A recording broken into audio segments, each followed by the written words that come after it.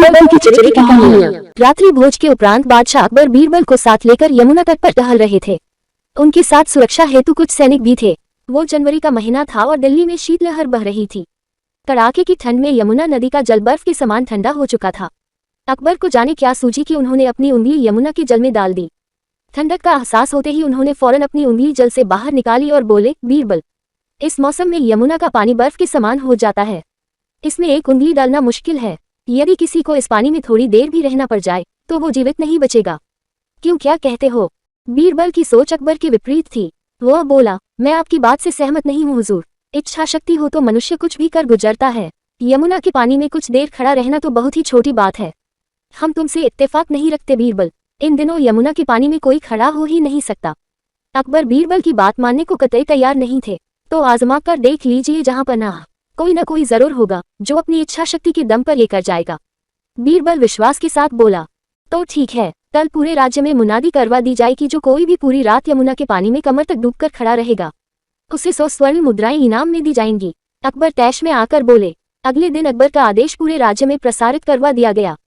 कुछ दिनों तक यह चुनौती स्वीकार करने वाला कोई सामने नहीं आया। कोई साहस नहीं कर पा रहा था कि पूरी रात यमुना के ठंडे जल में कमर तक डूबकर खड़ा रह सके। अकबर के राज्य में एक निर्धन धोबी भी रहता था। उसकी मां का स्वास्थ्य बहुत खराब था, किंतु पैसों की तंगी के कारण वह उनका इलाज नहीं करवा पा रहा था। जब उसने यह मुनादी सुनी तो पैसों के लिए यमुना में खड़े होने की चुनौती स्वीकार कर ली। वह रात भर अकबर के सैनिकों की निगरानी में यमुना में कमर तक पानी में डूबकर खड़ा रहा। भोर होते ही सैनिक उससे लेकर अकबर के सामने हाजिर हुए। अकबर के लिए यह यकीन कर पाना मुश्किल था। उन्होंने धोबी से पूछा, तुम सारी रात यमुना के पानी में कैसे खड़े रह पाए? जहां पनाह, मैं रात भर आपके महल में जल रही दीपक को देखता रहा और इस तरह पूरी रात गुजर गई। धोबी बोला। ये सुनकर अकबर का पारा चढ़ गया और वे बिफरते हुए बोले, ओह, तो तुम सारी रात महल के दीपक से गर्मी लेते रहे। ये तो तुमने बेईमानी की है। तुम इनाम के नहीं बल्कि सजा के हकदार दो। सैनिकों, इसे बंदी बना लो। निर्धन धोबी को कारागार में डाल दिया गया।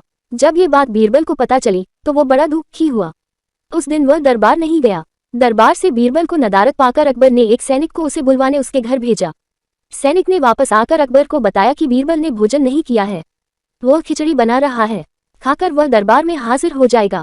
समय गुजरता गया। सुबह से दोपहर और दोपहर से शाम हो गई, लेकिन बीरबल दरबार में हाजिर नहीं हुआ।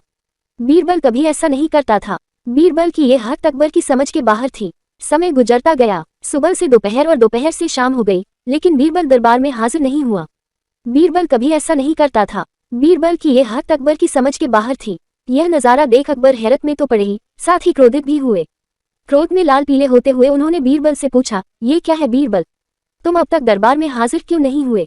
मैंने खबर भिजवाई थी जहां पनाह कि मैं खिचड़ी बना रहा हूँ, खाकर दरबार में हाजिर हो जाऊंगा। देखिए, सामने पेड़ पर लटके घड़े में खिचड़ी पक रही है। पेड़ पर लटके घड़े की ओर इशारा कर बीरबल ने उत्तर दिया, ऐसे कोई खिचड़ी बनाता है? पेड़ के नीचे जल रही आग से ऊपर लटके घड़े की खिचड़ी कैसे पकेगी?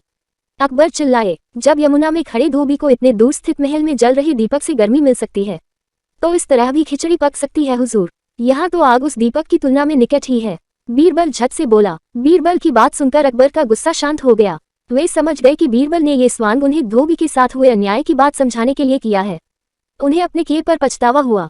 सैनिकों से कहकर उन्होंने धोबी को कारागार से बाहर निकलवाया और उसे इनाम की 100 स्वर्ण मुद्राएं दी। इस तरह बीरबल ने अपनी अक्लमंदी से एक निर्धन धोबी के साथ अन्याय नहीं होने दिया।